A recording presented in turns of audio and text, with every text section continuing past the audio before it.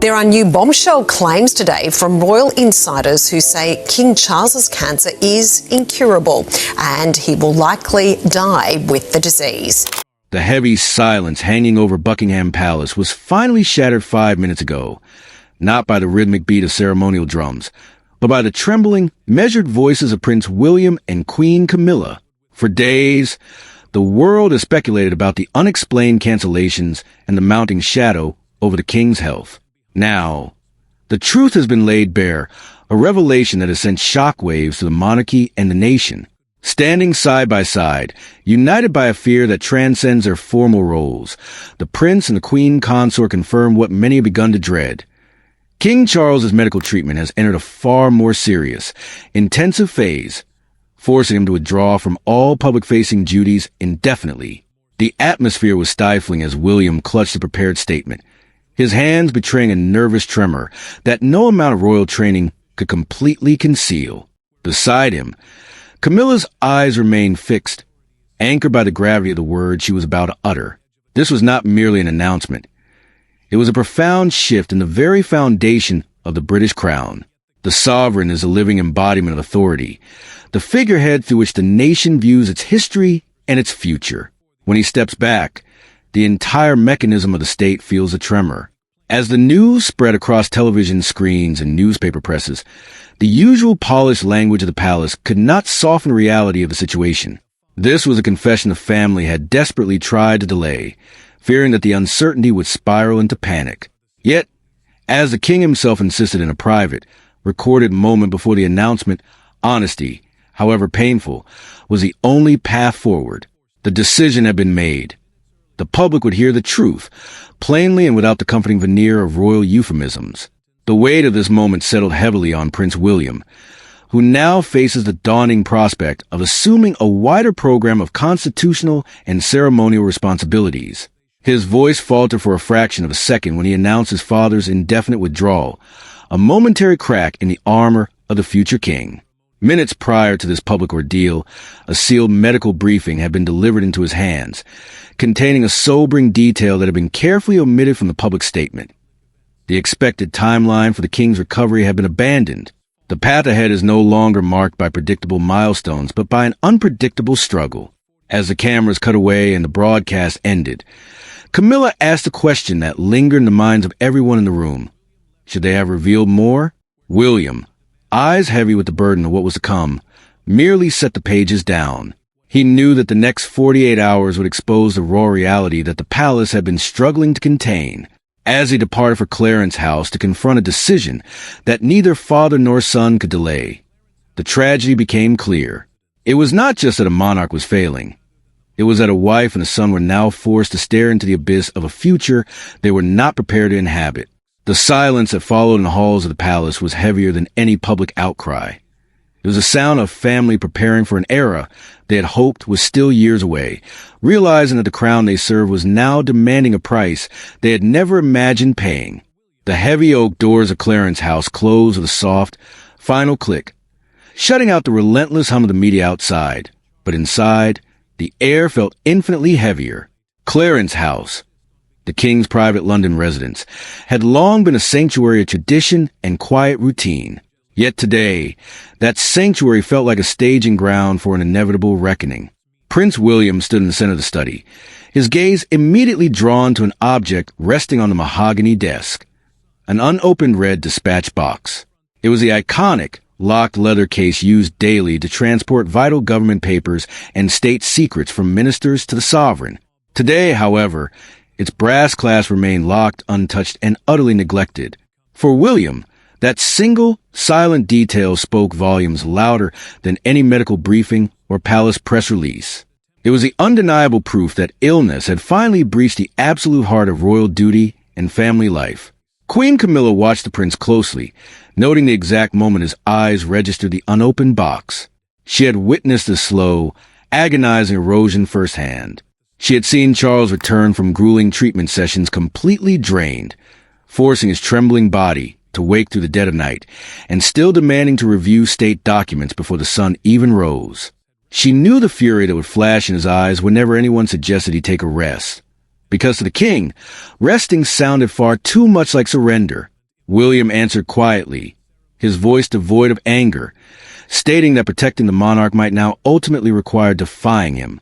This single realization forged an uneasy, fragile alliance between two people who had historically kept each other at a distance, bound now by a shared terror of what tomorrow might bring. Charles lifted his weary eyes from an armchair across the room and admitted aloud what the documents already implied. The quiet transfer of power had already begun. A documented internal account, approved just hours before the public announcement, revealed that several key constitutional and diplomatic duties had been permanently reassigned directly to William, bypassing the usual lengthy bureaucratic reviews. The future king was now tasked with absorbing the weight of the nation's governance, while desperately trying to remain a present, comforting father to Catherine, George, Charlotte, and Louis. Camilla then revealed a chilling detail from just 2 nights prior, recounting a secret rehearsal log where Charles had attempted to practice a national address in absolute privacy.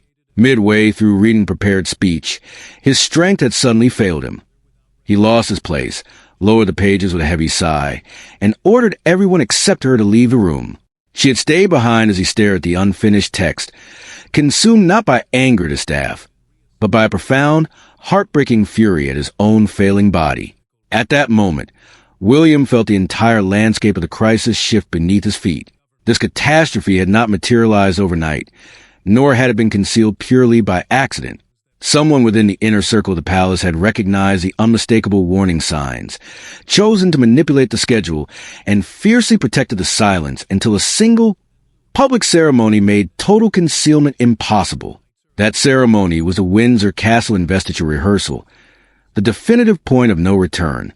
Weeks prior, royal planners had scrambled behind the scenes, shortening audiences, rearranging engagements around brutal treatment days, and crafting longer private recovery windows. To the outside world, the royal calendar appeared completely controlled and operational. To William, it looked like a dangerous shield hiding how rapidly his father was disintegrating. 4 days before the bombshell announcement, Charles had entered the Windsor rehearsal room, utterly determined to project normalcy. He took several unsteady steps toward a ceremonial position, then suddenly stopped, his knuckles turning white as he gripped the carved back of a heavy chair for support. As William rushed forward to catch him, the king stubbornly refused any physical assistance and ordered the entire room cleared immediately. Once they were completely alone in the echoing hall, Charles finally confessed that it felt dangerously unsteady since dawn, pushing forward solely because he could not bear the thought of another duty being canceled under his name. Torn between raw fear and simmering anger, William defied his father's direct orders and summoned the royal physician through a private corridor. The ensuing medical assessment left zero room for compromise. Charles was ordered to suspend his entire program immediately and submit to a far more aggressive, intensive phase of treatment without delay. The revelation sent shockwaves through the household, exposing the dangerous lengths to which the palace had gone to preserve an illusion of strength, and setting the stage for a final, unfiltered confrontation between a father and a son behind closed doors. The final chapter of this profound royal crisis unfolded not beneath the glare of television studio lights, but within the hushed, fading twilight of Clarence House, where the air felt stripped of all pretense. For the first time since the ordeal began, there were no constitutional arguments, no carefully polished statements drafted by cautious advisors, and no barriers left to hide behind. King Charles sat opposite his son in the fading quiet, speaking not as a sovereign preparing an heir, but as a deeply vulnerable father terrified of leaving too much unsaid. William listened intently, his posture rigid yet softened by the profound weight of the moment. Reaching slowly into his pocket, Charles withdrew a small, worn, handwritten card and handed it to his son, making him promise something infinitely more difficult than merely assuming the heavy burdens of the crown. The king ordered the remaining staff and Camilla to leave the room, sealing them off from the rawest confession of his reign. The crown, he reminded William, was far more than a physical object worn at coronations. It was an enduring system of public duty and constitutional obligation, a legacy that must continue. Yet, it must never again be sustained by repeating the emotional distance that had so deeply wounded earlier generations. The future king was commanded to protect sacred time for Catherine, George, Charlotte, and Louis, shielding his young family from the creeping isolation that royal responsibility had once inflicted upon him and his brother. Charles then confessed what his relentless pride had concealed for months. He had tragically confused stubborn endurance with true strength, mistakenly believing that continuing to work to the agony would somehow reassure his family. Instead, his secrecy had cruelly denied William the chance to stand shoulder to shoulder with him in absolute honesty, unnecessarily magnifying the fear for everyone involved. A private, recorded account later preserved this poignant admission, capturing the exact moment the monarch's voice cracked as he acknowledged that silence had only made the collective burden heavier. William reached across the narrow space between them, firmly grasped his father's hand, and gave his word. He promised to shoulder every necessary constitutional responsibility without ever acting as though the reign had prematurely ended, treating Charles always as the sovereign whose recovery remained their ultimate hope. That solemn promise broke the monarch's stoic composure entirely. For several agonizing seconds, the king could not speak, overwhelmed by a wave of long overdue relief. The handwritten card contained 3 explicit, deeply personal requests: preserve unbreakable unity among the working royals, shield the vulnerable grandchildren from public terror, and ensure that Queen Camilla was never left isolated if his grueling medical treatment became prolonged. William accepted every condition, but immediately added one non-negotiable demand of his own.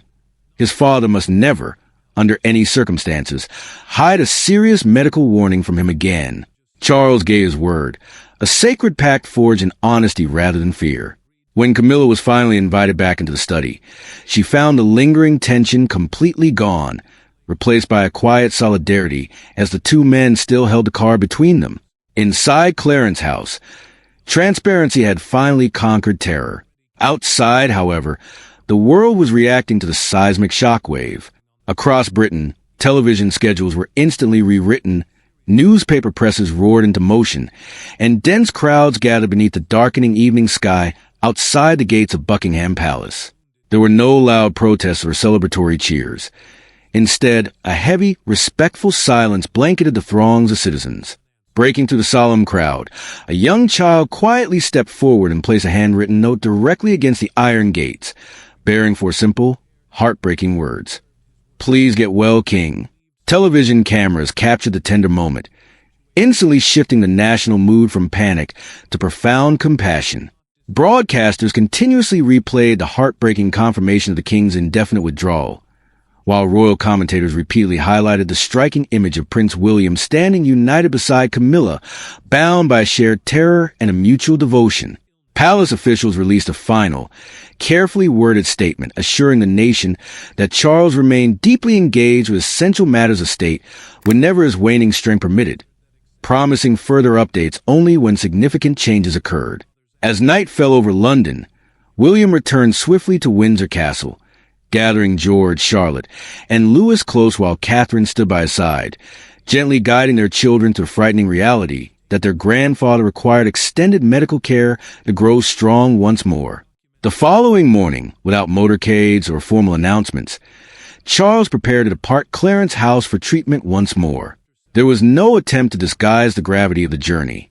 Camilla adjusted his winter coat, while William held the heavy door open, creating a suspended moment in time where the king looked from his wife to his son and realized the truth. The vulnerability he had feared for so long had not weakened the monarchy at all, but had instead forged an unbreakable bond of familial love. As the car slowly pulled away into morning mist, William did not watch as an ambitious heir waiting impatiently for a crown. He watched as a devoted son, finally permitted to share his father's immense burden, without ever mistaking responsibility for loss. The storm had not passed, but for the first time, the royal family was facing the future together, anchored not by illusion, but by unyielding truth.